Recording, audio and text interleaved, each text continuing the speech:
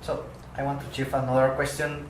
So El Salvador now holds over 5,000 Bitcoin. I mean, specifically 5,875 Bitcoins.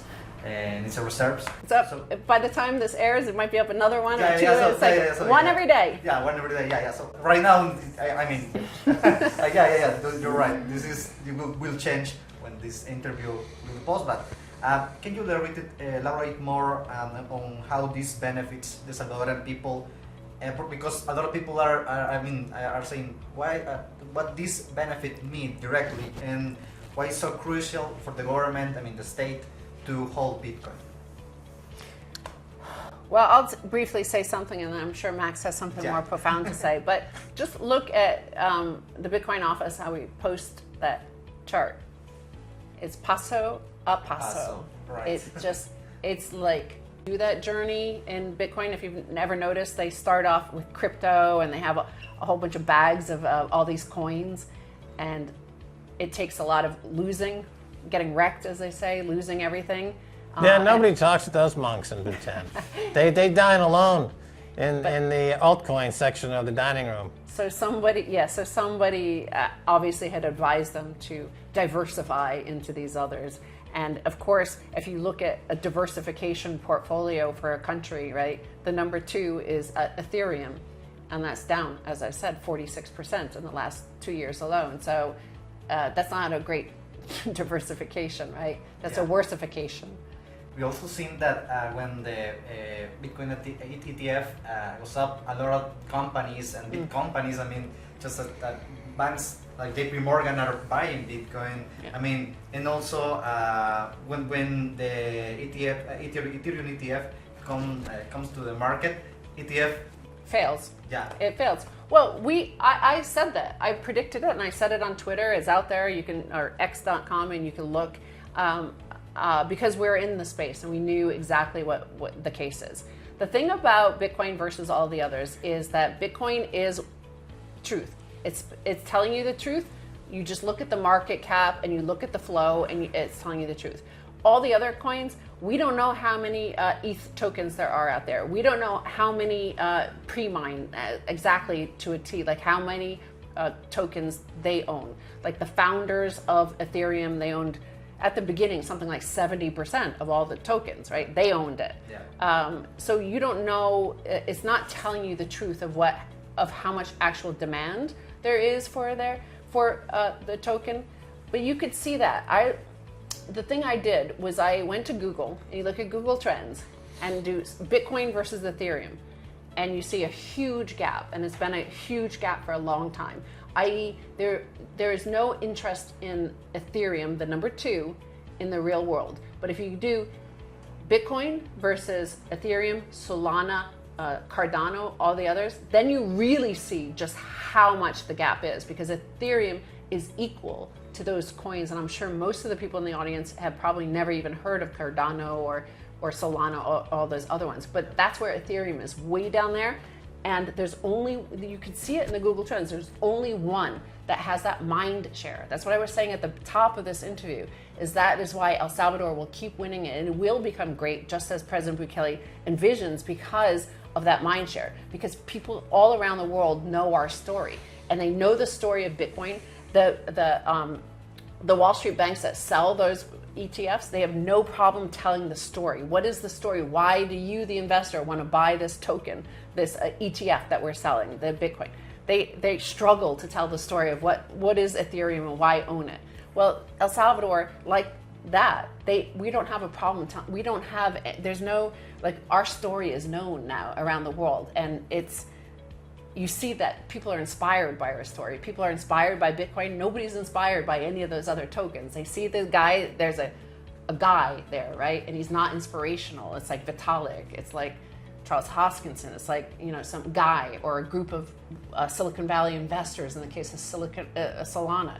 It's not like, wow, are we going to adopt that for our monetary standard? No, you're not going to. But Bitcoin, you're going to. Okay. Great. So one of my last ones, I just have 2 questions more, and one is looking ahead. What is next for the Bitcoin office? and everything that you're doing in the country.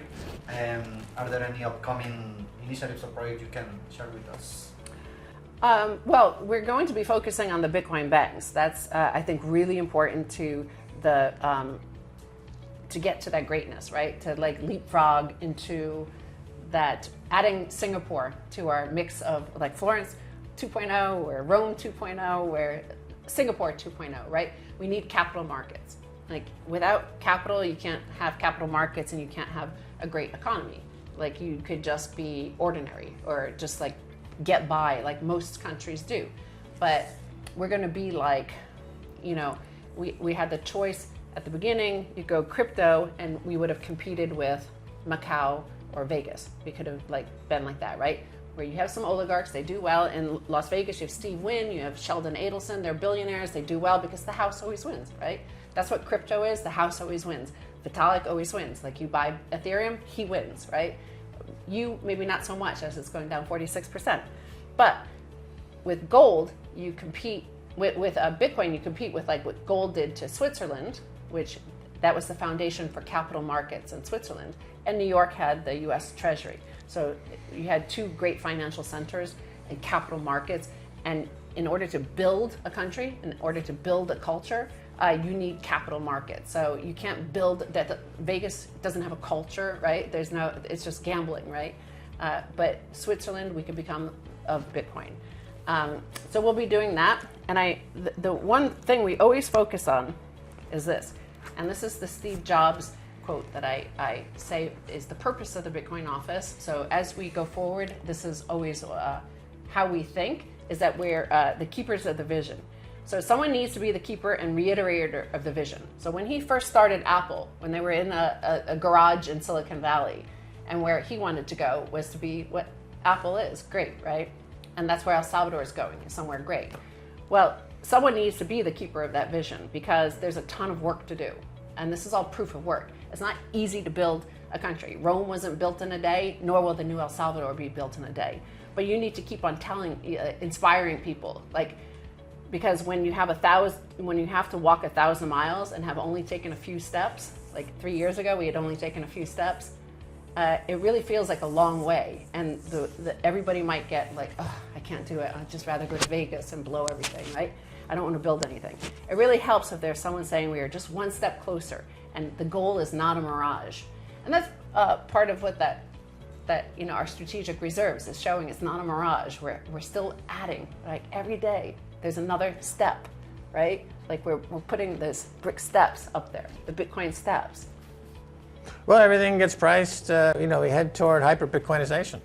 So that means everything is priced in Bitcoin, which means that the value of everything has to be reassessed. People are going to be reassessing their lives in relation to this new unit of account, this new store of value. And the things we used to think were valuable will become less valuable. The things we thought were less valuable will become more valuable. There'll be a kind of a flip in terms of how people see their value and their time and what is the value of their time. And the great paper chase to just keep making more fiat money to pay down debt based on more paper money gives way to, I think, to more of an artisanal, crafts-oriented community future. And El Salvador is brilliantly positioned for something like that. So it's not about size. You don't need to have a big country. You just need to have hyper-Bitcoinization and a leader who is focused on the vision. And certainly the president has a very clear vision about what's happening in his country. And I guess the Bitcoin office, you could say, is definitely takes its cue from the president's office in terms of setting the tone and the direction.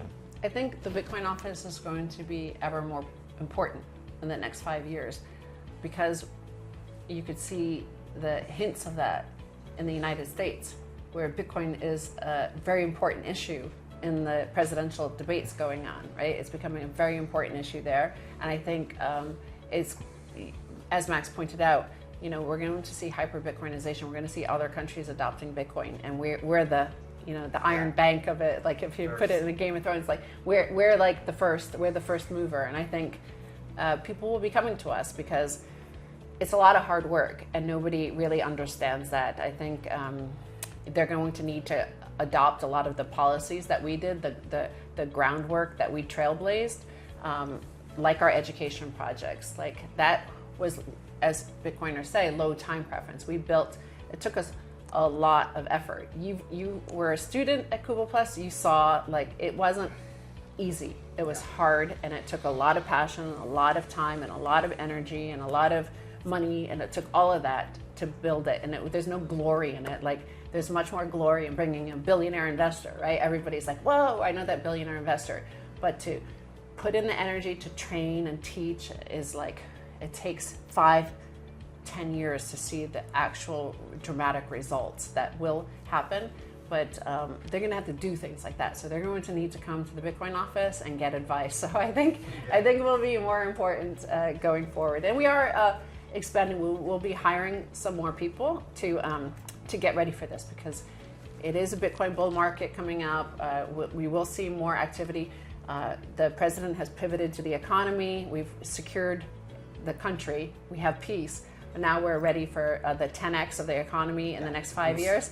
And so we need some more support in the office, and we'll be hiring some of the Cuba Plus students because, hey, I said they were the best and the brightest, and that's why we're hiring the best and the brightest. I don't think we can afford them though. Exactly. Yeah. Esta fue toda la entrevista con Max y Stacy Herbert. Fue una gran plática, así que amigos de Diario El Salvador, quédense para más historia Bitcoin.